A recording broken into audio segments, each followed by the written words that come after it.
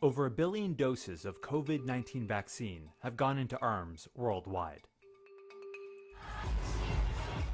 This has led to some regions easing restrictions. With worldwide variant cases on the rise, experts are warning that the first generation of vaccines could eventually become ineffective if people around the globe don't receive them fast enough. The only way to stop COVID right now is really through worldwide vaccination. Nobody's safe until we're all safe, because viruses don't respect borders. We're taking a look at the data from 5 countries and asking, how is the race to vaccinate looking around the world? In India, only about 10% of the population has received a dose of vaccine. Despite keeping cases per capita low for most of the last year, the UK variant and another, B.1.617, has been wreaking havoc. The infection rate was low and well below that of the United States, until mid-March when it began to rise. Cases began skyrocketing after a series of religious ceremonies and mass political rallies. India recently surpassed 400,000 new infections in one day, a record for any country since the pandemic began. Other countries have enacted travel restrictions from the region to try and limit the spread. I'm announcing that we are temporarily suspending entry into New Zealand for travellers from India. Despite those efforts, traces of the B.1.617 variant have already been found abroad.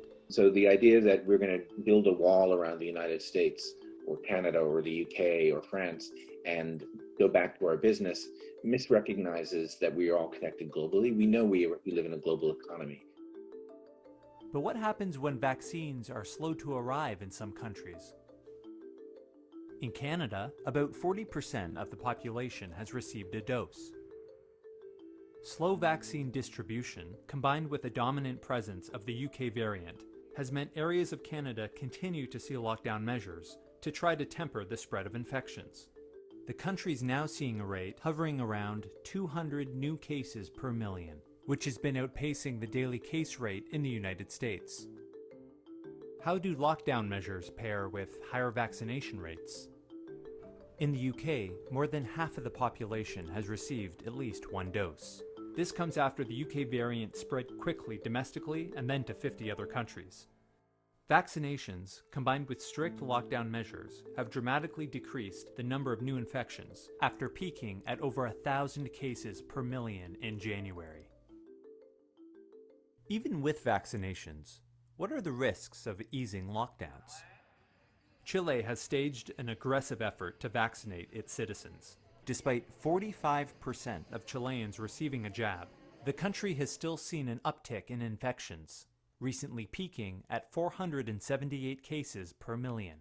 Critics say this is due to restrictions being loosened prematurely. El gobierno chileno relajó mucho las medidas durante el periodo de vacaciones. Existieron permisos que se dieron a las personas para que se movilizaran dentro del país y además también ocurrieron muchos viajes fuera del país. La vacunación comenzó con las personas de mayor edad, pero los casos siguieron en aumento y ahora tenemos el fenómeno de que hay muchas personas cercanas a los 40 años que han necesitado hospitalización.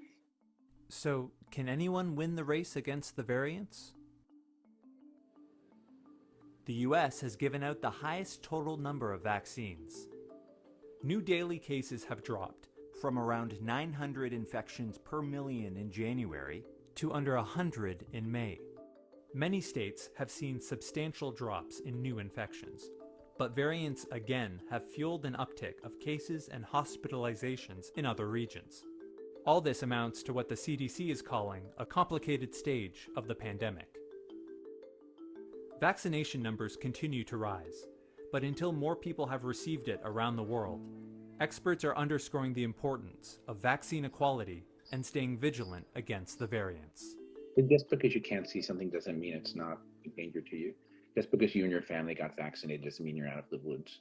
We either get rid of it or we're going to live with it for a long time, and live with it not in a way that lets us sort of forget about it.